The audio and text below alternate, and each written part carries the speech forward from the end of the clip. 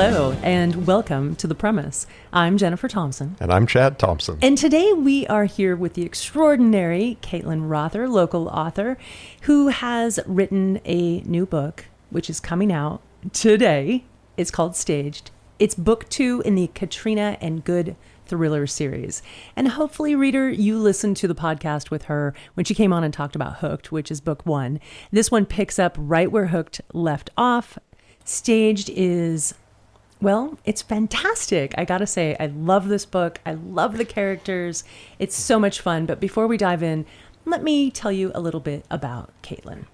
New York Times best-selling author Caitlin Rother has written 17 books, ranging from crime novels to narrative nonfiction and memoir, including Hooked, Down to the Bone, Death on Ocean Boulevard, and Body Parts.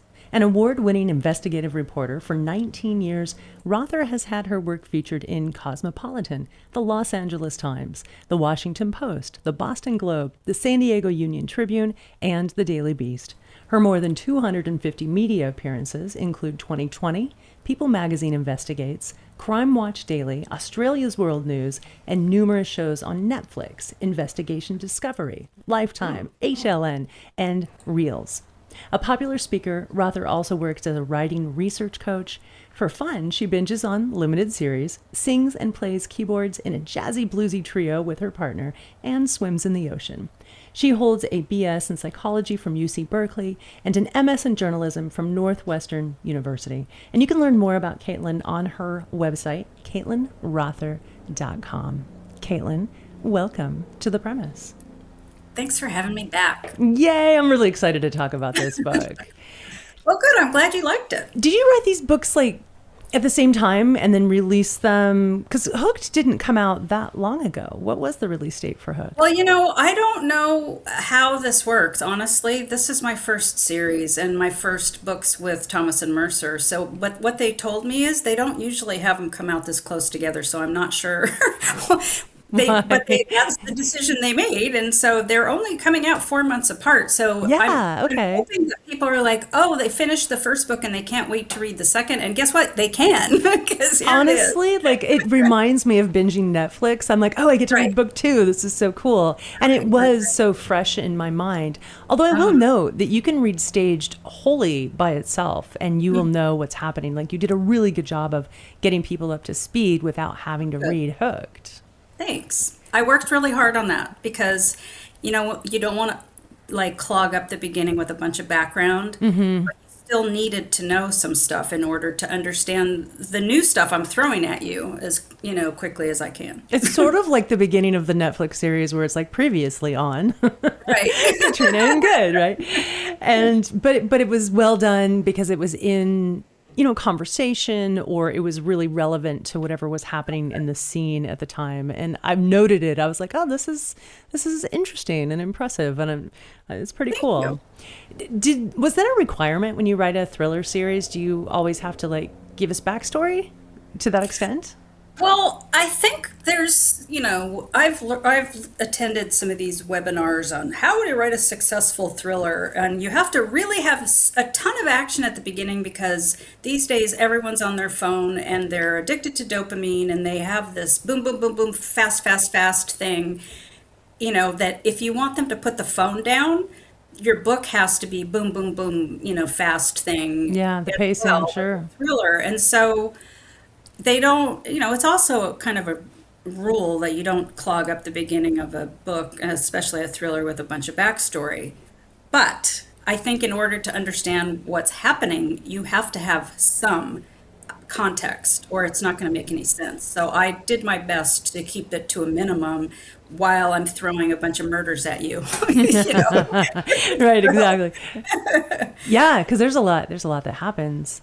But people can jump right in and read this book. How many books do you think are going to be in the series? Do you have any idea?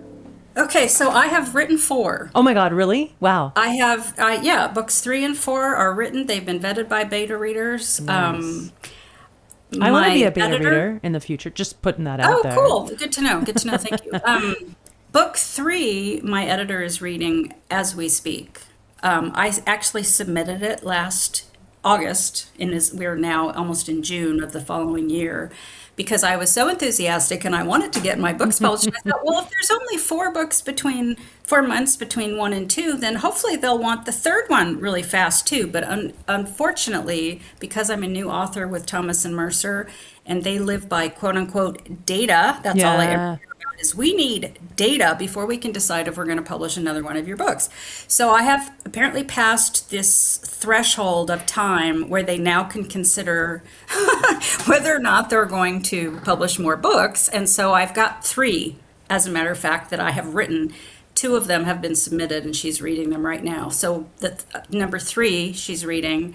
I don't know what's going to happen in number 4. She is open to it, but I don't know. They kind of have an unwritten rule that doesn't apply to everyone, but that series should be no more than 3 books, unless you're really huge, in which case it seems to be unlimited. But for a debut author or somebody who does not have a whole track record in fiction, because my background is obviously nonfiction, so this is new, and so I don't have that track record yet.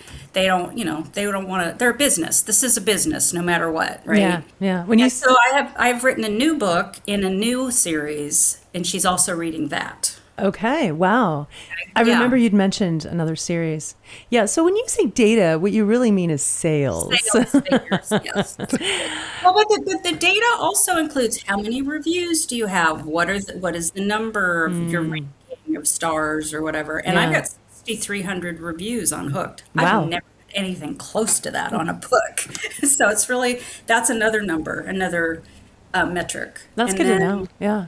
And, are the reviews from readers positive? How are the pre-order numbers for the next book? I mean, there's a lot of numbers. Right. So that's data that they look at. That's impressive, and that's cool. And for someone who's looking to write, that's important information. That's what we call platform, really, is, are you worthy of taking on as another book out in the world? Are people going to buy it?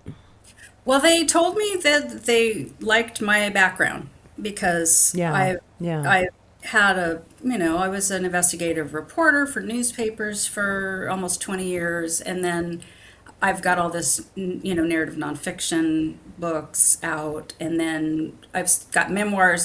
My New York Times bestselling book is actually a memoir. So that's what's kind of funny. So I've got a pretty varied background and a good platform. I've been on TV a lot and done a lot of podcasts, and all of that helps. What is the name of that memoir? It's called My Life Deleted. Okay.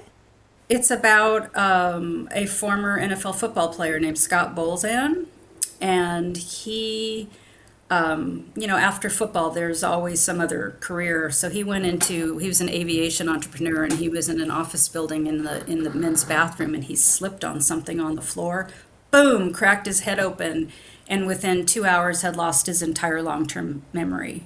Oh my gosh. So it was a medical book, it was a love story, it was a family story, and it also was a really challenging project because he had no long-term memory. So he didn't, when he woke up in the emergency room, he didn't know who he was. Wow. He didn't have any language. He didn't know where he was or what an emergency room was. He didn't know what the word wife meant, let alone recognize the woman who showed up at his bedside. So I had to piece this story together by interviewing other people and basically followed him in real time as he kind of had to relearn everything and who he was and what he was going to be and reform new memories with his wife. And so it was a really interesting and challenging book, but it's not true crime and it's not fiction, but that's my New York Times selling book. So all you have to do is throw in a murder, and that's a perfect Netflix series.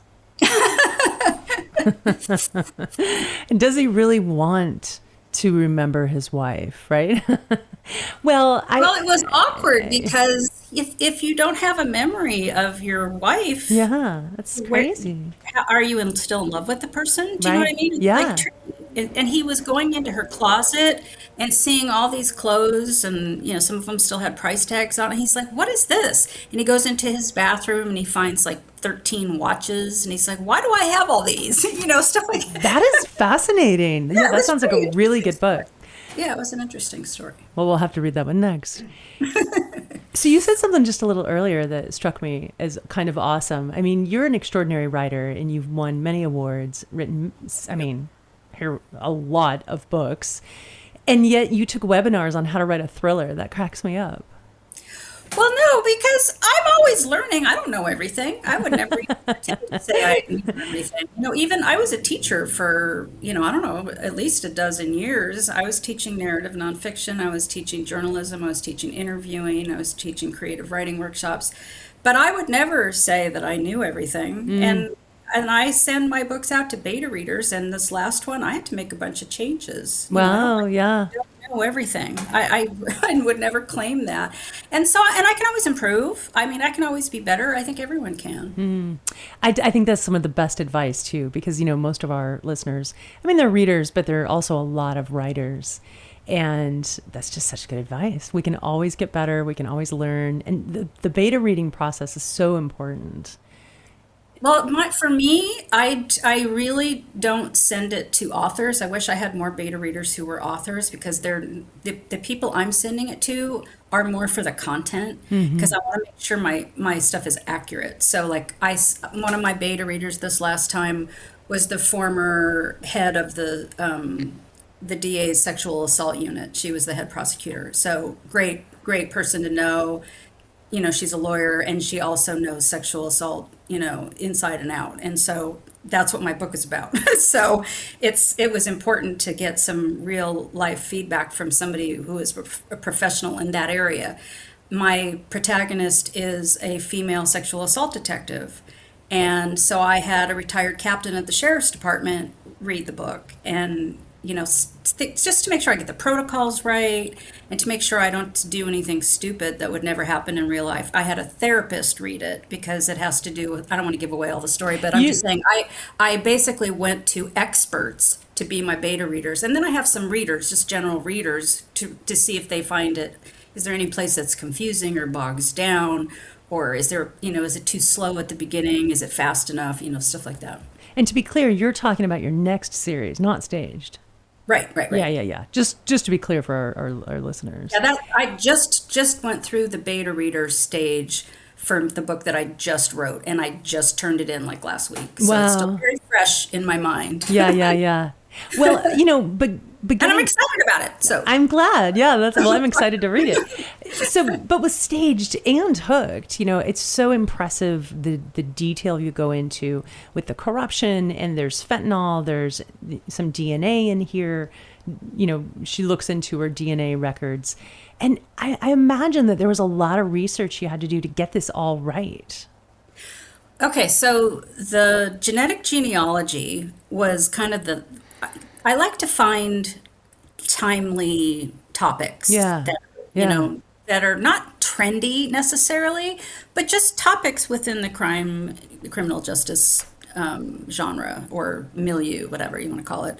And I had just read recently a book about how the Golden State Killer case came together, and a case that was like right after that. And so I read this nonfiction book, and then I updated Body Parts, where I added 10,000 words. That's my own book, because the first victim of a serial killer, Wayne Adam Ford, she was unidentified for 25 years until they used genetic genealogy to finally identify her. Wow. And what that basically means is they take her DNA and they ran it through one of those consumer databases. It was called GED Match, and that is the only one of those genetic genealogy websites that gives permission to law enforcement to use your DNA to solve crimes. Because if there was a whole controversy about, well, when I joined this other website, I didn't know they were going to come after me or my family, in a murder investigation, and one of my family members is going to end up in prison. I didn't know they were going to use my DNA for that. Right. Yeah. Did, right. So I had just written a whole thing about that, and it was fresh in my mind. And so I said, I want to put that in my novel because it's timely and it's really interesting, and I'll use it in a totally different way because it's a novel, and I use it in a personal. I don't want to give it away what happened, but yeah. It just her whole viewpoint on her personal life. Sure. It makes a huge personal and professional life, Yeah. which she finds out. So that was fun. That was really fun to use my knowledge the research I had already done, and use it in a book. So that's what I kind of like to do. Is I have done so much research already for all of these true crime books, that I have all that in my head already. So when I send stuff out to beta readers, it's really to make sure that I've pulled from my own brain and areas that I don't know that are new that I'm trying to write like I do know about it, and I want to make sure they're accurate. So I'll interview those experts sometimes while I'm writing the novel, and then I want them to read it when I'm done to make sure I got it right. I was thinking when I was reading this, she must be having so much fun. Because Totally. you've been a reporter, an investigative reporter, practically your whole life. And now you have this opportunity to just like have fun with it and use all Right. of these. And, I would just want to say there's a mention in this book where you bring up, we talked about Death on Ocean Boulevard earlier, and you sort of, just barely mention the Rebecca Zaha and by name in this book as is related to, San Diego. And I thought, oh, that's fun. Well, the funny thing is there's a thing that happens in the very beginning, and since it's in the beginning of the book, I'm just going to talk about it. This book is set in end of 2015, beginning of 2016, so Jeffrey Epstein had not died yet. And that's what I really wanted to make the allusion to. Yeah. But Rebecca Zaha was the only one that had happened so far. And Rebecca Zaha and Jeffrey Epstein, their injuries are similar. So if I could have mentioned Jeffrey Epstein, I would have, but unfortunately it would have been an anachronism. Yeah. But it has to do with the injuries in your neck, and there are forensic experts who can tell there are certain injuries when someone strangles a person and certain injuries when somebody hangs themselves. Okay? Right. And they're different, and they can tell. So, when there are these little bones or cartilages that get fractured, that's different from when someone strangles and makes a much more violent injury. And so that when the book is called Staged, it's because there are, you can tell from the evidence that something is not right here. Like the sheriff's department is saying, oh, he hung himself, this person who dies very early on in the book, that Ken Goode thinks it must have been staged because it didn't seem right. And in this case, there was a suicide note left in the cell where this person supposedly hung himself in jail. And there's no pencil because you're not allowed pens in the jail because there could be a weapon, right? So there was no pencil in the cell. So how did he write the suicide note that he supposedly wrote? Exactly. Yes. Right. Yes. So anyway, that's where the title comes from. There are things like that happen, and there were some of these same situations in the first book too, in Hooked. I could have called Hooked Staged also. I was gonna say you really could have. You really could have. I love it, and the covers are great on these two books too. Oh, thanks. I love them. Yeah, I love I love the font and all that. Well, they're colorful, and then Staged in particular brings you right to the shores in La Jolla, where all of this is taking place. Well, Windansea. I call that La Jolla. Am I wrong? That's not La Jolla Shores. La Jolla Shores is a different part of La Jolla. See this little shack right above the D? Well, Can you see it? This is my bad because I said the shores in La Jolla, meaning Windansea Shores in La Jolla, but there is a La Jolla Shores, so I There misspoke. is La Jolla Yeah, Shores, and it is in a different part of La Jolla. Yeah. right. That's my bad. I know I can see that it's Windansea. Yeah, absolutely. Okay. Yeah, it takes you right there. It's really cool. And it's colorful, and both of the titles are great. I love that I knew before I started reading that there was going to be something staged, and I knew it was going to be a murder because I read book 1. So I want to talk about some of the things that you put in this book that I think are really fun. One of which is Hillside Drive. You were referencing. Oh yeah. The Wizard of Oz and the Munchkins. I moved to San Diego in 1989, And I remember my friend, who was my college friend, she's the reason I moved here. She's like, okay, we're going to go drive around because there's this little area in La Jolla where the Munchkins from The Wizard of Oz lived when they were filming it. And I just remember spending so much of those years of my life driving around looking for the Munchkin village. If it... And the houses are real, but the story was a myth. Right. But in the book, you're like, well, there was no evidence to that. But you don't say either way whether or not. It just made me laugh. I can tell you that it's kind of legend. It's totally. A legend, and I remember driving around looking at those houses, and they really do look like they look tiny. Yeah, totally. I think there's only one left. There literally is only one left because when you drive, I drove through there, but when I was writing this, because I wanted to make sure, and I was so surprised at how much it had changed because I grew up in La Jolla when growing up, meeting junior high school on. We moved there in the summer before 7th grade. And so that was one of the fun things that we could do is go drive around that area and look for the Munchkin houses, right? And Dr. Seuss lived up there. And driving there recently because I wanted to describe it. Oh my God, it's changed so much. So they still have some of the older houses, but then they've knocked those down and gentrified into these enormous mansions, on the same street. Yeah. Gates, fences, and so it's kind of a hodgepodge of the original houses. There's still a few, but not many. They've mostly been knocked down and largified. Which is so sad. I feel like there should be like a book about, that particular legend, and pictures of the old homes and what they've been replaced with would be kind of an interesting little historical. I actually kind of found out because one of my high school classmates is a real estate agent, and she posted that this last house was for sale. And it was like the last one of the Munchkin houses. And it really, they're all really squat, short doors. Yeah, they really do look like dwarves would live there, Have you been inside any of them? No, I haven't. So this one that I describe, I totally made up. Okay. Yeah. Well, you had me. I thought for sure you took a little tour through there. That's awesome. No, I saw the outside in the picture, and I drove by there, and I couldn't find it. I wanted to see it in person, but I saw pictures of the one that was for sale, and I'm like, that's one of those Munchkin houses. And I emailed with my friend, and she's like, yeah, it's the last one. So I feel like we need to get you in there. It can be yours for $4 million. Yeah, probably. It's probably more like 10. I don't know. The houses in La Jolla are just insane. Totally. Yeah. So Goode and Katrina, we've got this tension between the two of them. They're clearly really into each other, but they have to stay away from each other because it's a conflict of interest. So talk about this tension and like how fun that was writing.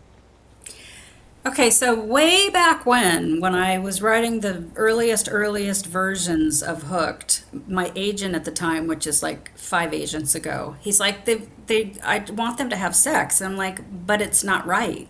It's not right for them to have sex because people don't seem to understand the extreme pressure that journalists have to, not date their sources and step over the line and, fraternize with your sources. You're not allowed to do that. Okay. And people in the rest of the world don't seem to really think that that's as important as our editors and we are, taught. There is a big line there, and especially if it's someone that you're covering on a story and it's going to be continuing and it's current. So, I may have said this on the last podcast, I don't remember, but, I made a decision to go out with somebody that I was covering, and the next morning after we went on one date, I told my boss, and they carved that piece of my beat out and gave it to someone else because I was honest. I also found out that there are other people who work for the paper who did not do that and continued to cover people that they were seeing, and that's not what you're supposed to do. But I've always been honest. I've been described as honest to a fault. So my character is going to be honest to a fault as well, because I found that was really important to me and really important to my character to have integrity and ethics at a time today where there are so many people who are operating in government, which, we were covering because that's how civilization and democracy is supposed to work. that are not following those rules at all. Yeah. Yeah. No, I mean, and again, let's talk about that, because I mean, what both of these books really do is shed a light on a time when journalism did what it was supposed to do. Exactly. And I think there are still journalists out there with those ideals, but no one's paying them. I don't know. Honestly, I don't want to judge everybody who's in journalism with one broad brush, you know. That's for You got some specifics, though? Yeah. well, but I just mean, I don't know. There's just so much wrong with what's going on. I wish the journalists would challenge their sources more, you know, but that's my opinion. If I were in the room in the White House press corps and, you know, the president called me piggy or a bitch, I honestly don't know how I would handle it. But I think they've been schooled not to respond because then they become part of the story. And you remember Bob Filner, the congressman who ended up being mayor and ended up being removed because he was sexually harassing like 22 women. Well, I covered one of his congressional races, and every time I talked to him, he started yelling at me. And I just was like, I told his campaign manager, I said, look, he needs to apologize to me. I don't get paid enough for somebody to talk to me like that, okay? He can't talk to me like that. And so the next time we talked, he apologized, and then he just did it again. Well, wow. So I ended up, it ended up going to my editor, and he's like, well, we're not going to write about that. You know, that's a personal thing, and it should not end up in our news coverage. And I'm like, and as it turns out, yes, it should have. That was a really bad decision on his part, because clearly the guy was flawed, fatally flawed in the way he treated women. And he didn't sexually harass me, but he harassed me. Sure. And so I do feel like that should have been mentioned in the story. Think of all the pain and suffering that could have been avoided. That's what I mean. So there are decisions like that being made now still that I think are the wrong decisions, so that it doesn't become a personal thing when that's part of the story. It's not necessarily personal between those two people. It becomes a pattern. Yes, exactly. If you ignore it, that you've done the reader or the viewer a disservice by not telling the truth. That's how I look at it. I find that the stories that I am getting the most from and the journalism, the journalists who I'm following the most are on Substack. Really? Yeah, the people who have lost their job for... Okay, so there's a guy, Moran, I forget his first name. His brother worked with me at the Union Tribune. Chris Moran, I think his name is. He, you know who that is? I don't. He interviewed Trump, and Trump said, you're really lucky that, I let you interview me. And anyway, so 6 months later, he ended up saying some bad things, personal opinions that he wrote in a blog or something, or on social media, I can't remember, and he lost his job. Well, that's a line you don't cross. Right. See, because you have to keep your personal opinions to yourself. Absolutely. Yeah. So because he wasn't attacked by Trump and he wasn't responding to something that Trump attacked him, he just said some opinions where he criticized the people, including, I think, the president. And I can't remember the words he used, but it was, I don't know, it was greed or something. I can't remember. There's so much to choose from. I can't remember what it was. But Right. He ended up losing his job.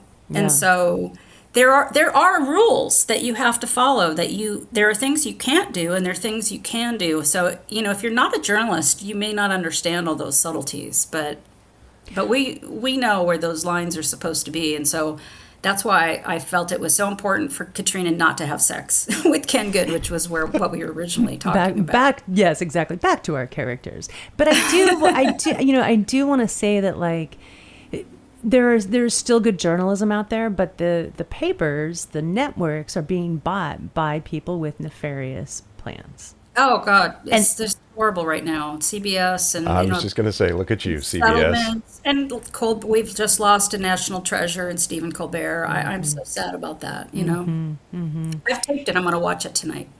Oh yeah. Well, you know what? I'll probably do that with you, apart, but with you. We can text. Yeah. But and I think it's stories like this that in Staged, a thriller, that remind us of the importance of good journalism, of good investigative reporting, of and good ethics. Exactly. And especially when you're investigating something where you keep hearing about corruption, it's what I always said was really hard about being a journalist is I had to hold myself to a higher standard than anyone I was covering, because if you're going to be writing critical stories, you can't live in a glass house. You've got to be you've got to be good. You can't make mistakes.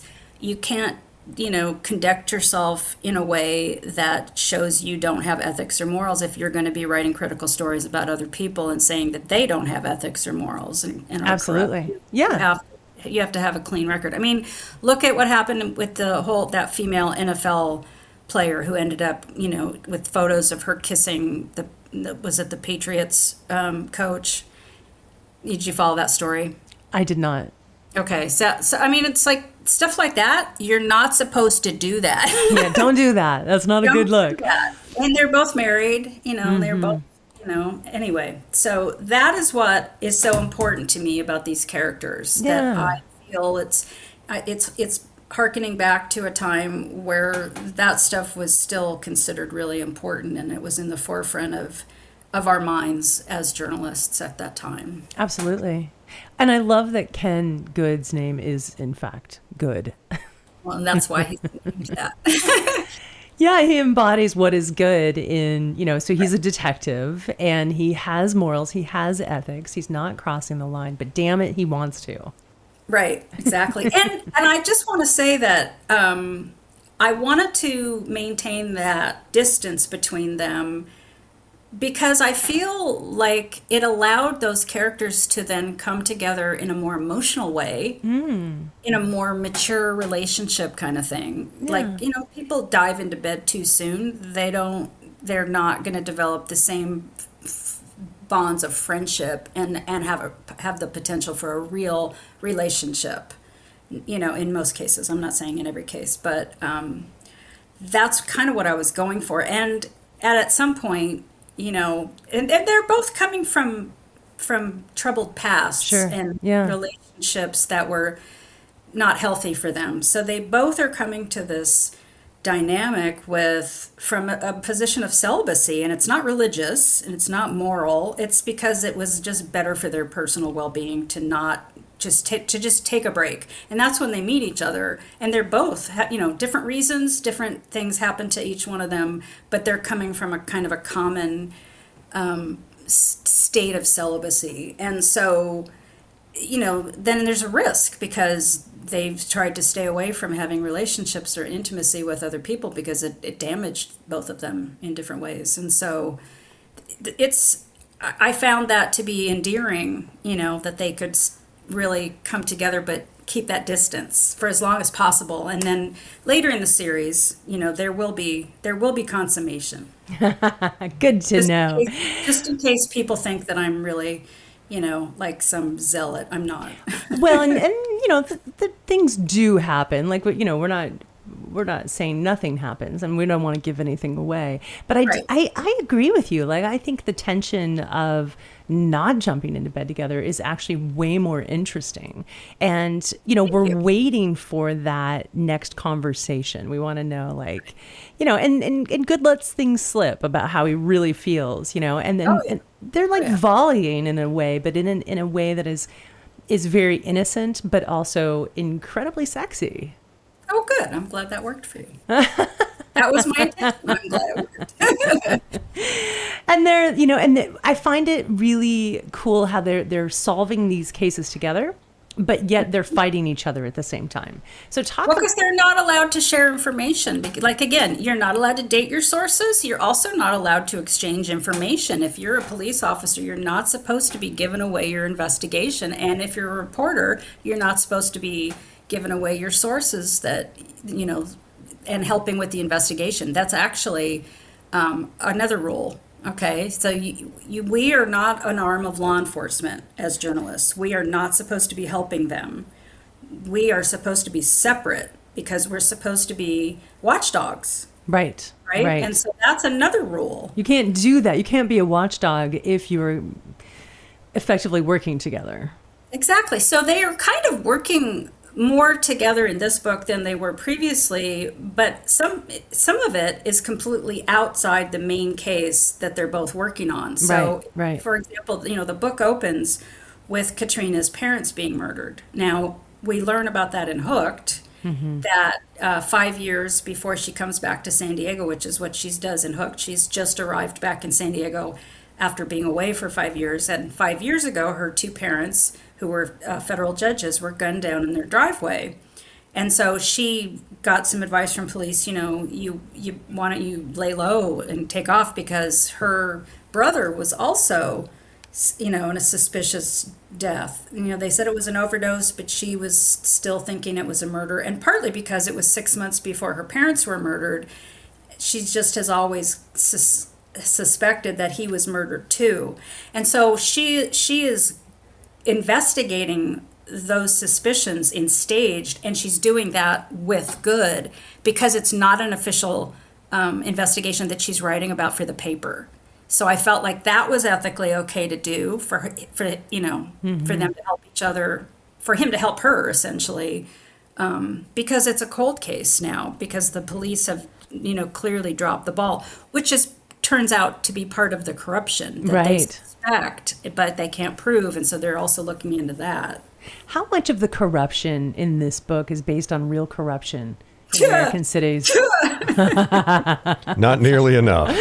The thing is, we have so much corruption in real life right now. It's very difficult to write a believable book about corruption that is like such a smaller scale. But yes, there is corruption at every level. However, when I was a government reporter, I often found that it was really more incompetence and than it was corruption. Right. But this book is, there are bigger things happening, and there are suspicions that it's bigger and more corrupt, and that's what the series is about. And with every book, you learn more and more about what's really going on. And then in Hooked, these two people are found, and it's two suspicious deaths. You don't find out till the end of that book what really happened, but it turns out that really isn't all that happened. That was just the tip of the iceberg. So in Stage, that you peel back some more layers, and it turns out to be much more corrupt than they had even imagined. And then by the time you get to book 3,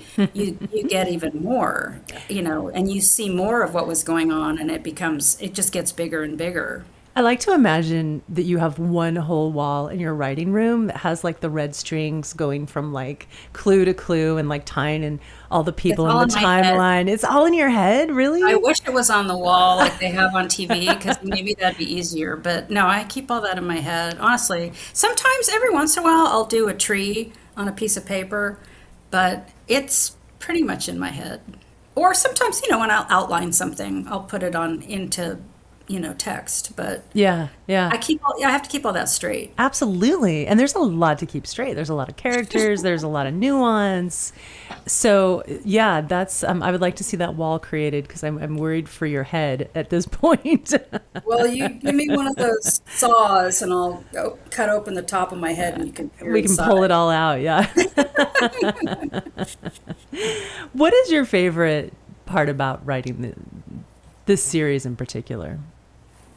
Well, it allows me to take all of the crazy things that happen to me in my professional life and all the crazy things that happen to me in my personal life, and I actually have a place to put them down on paper. It's really kind of closure, because there's a lot of stuff that happened to me in my life that was traumatic or embarrassing or whatever, and I thought about writing a memoir, but I'm like, what is the message of this memoir? And it would be so personal, and I don't want to do that. So I'm just writing these novels because it allows me, and you don't know what those things are, I'm giving them to different characters. But yeah, I've had a lot of stuff happen to me that it's really good to just get it out and give it to these characters, because it makes the characters real, because yes, these things really did happen. Yeah, the cathartic release. I love it. It's awesome. And one of the things that happened in real life that I kind of used as a basis for some of this in this book, and also in the next one, hopefully will be published soon, was Strippergate. You remember Strippergate? No. Okay, so Strippergate, there were 3 city councilmen, San Diego Oh, yeah. Yes, I do remember.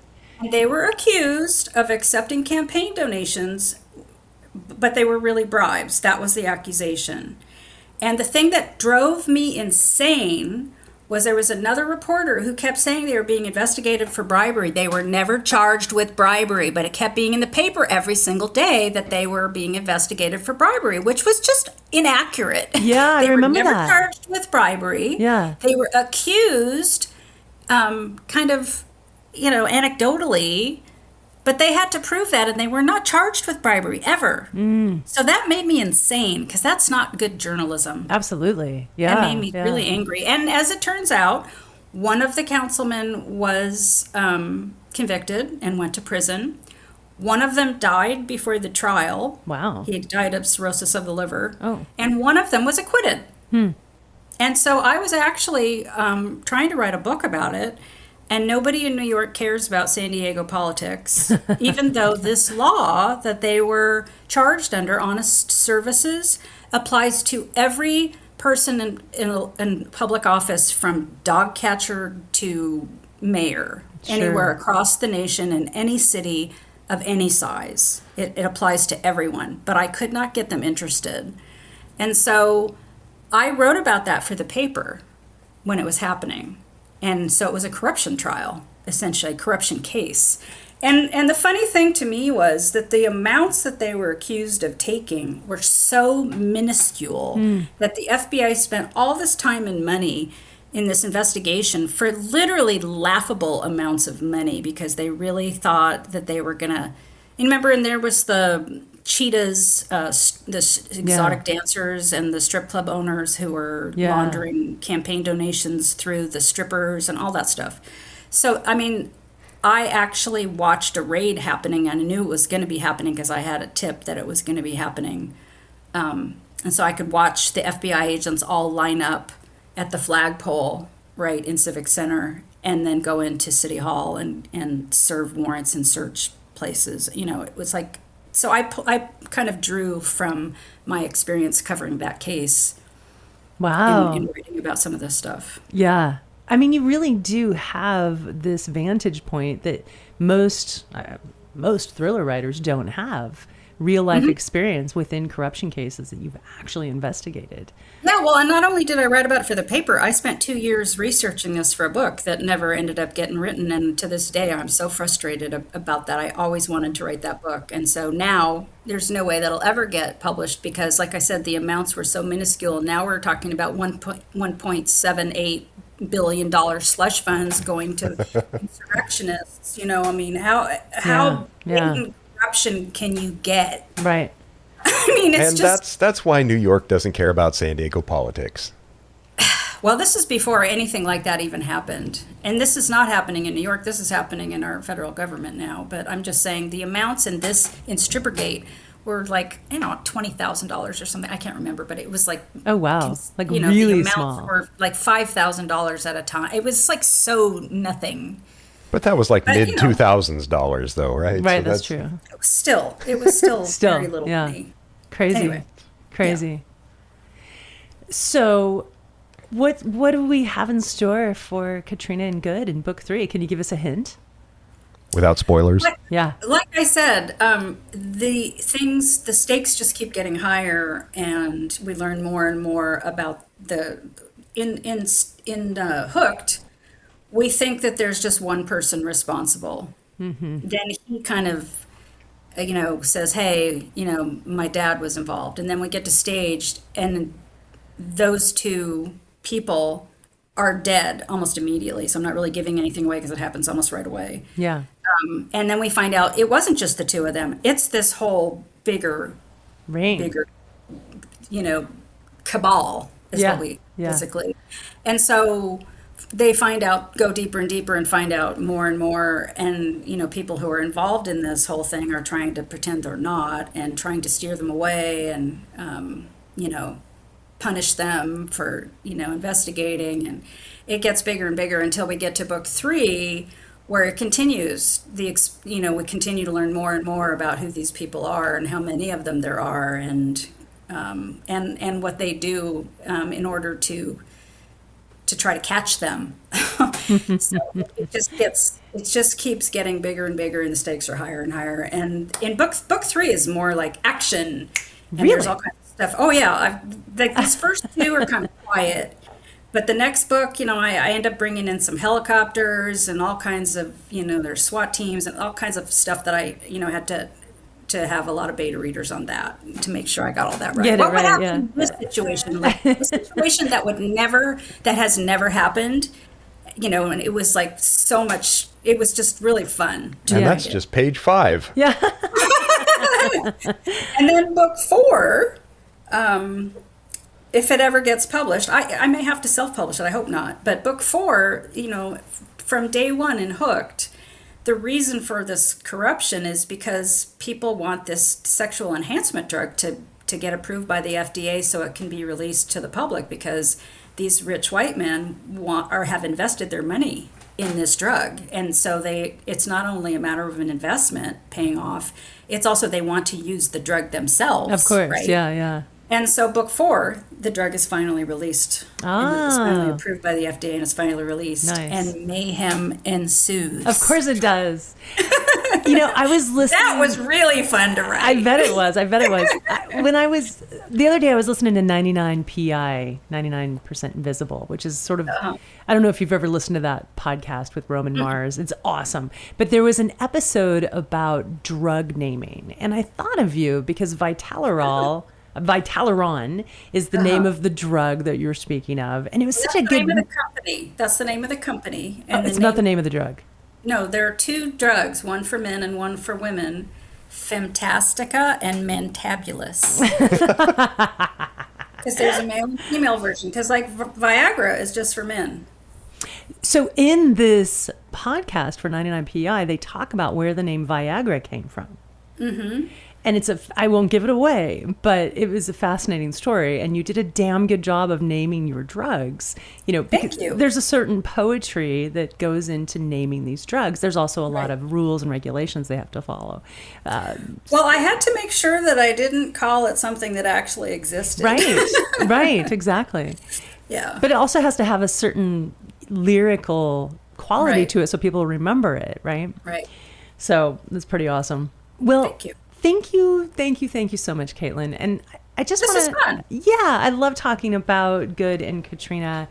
And I just want to tell our listeners, you want to read these books. If you love thrillers, if you love investigative journalism, if you love strong female characters, you're going to absolutely love Hooked and Stage. But also, if you want to take a vacation in San Diego, this book does that. It's such a great trip through San Diego, and you learn so much about it. And things that, that you brought up, like the Munchkins on Hillside Drive was so fun. By the way, yeah, I looked it up on Redfin, and it sold in 2022 for $2.7 million. Okay. What's it worth now? I don't know. Okay. Probably more. Probably Although, more. The housing prices have kind of gone down. They've stabilized, if anything, right? Well, Yeah. okay. Well, I still think we should all put our money together and buy it. So that Before they tear it down and Put up another McMansion. I feel like it should be turned into a historical site. I don't know. I wish they would, but it's probably too late. Maybe there's a Mills Act restriction on it. Who knows? Maybe 1935 is when it was built. The legend of Hillside Drive. Well, good luck. And I want to mention, actually, why don't you tell us about your book launch? I think readers, listeners, come to the book launch party. I'm going.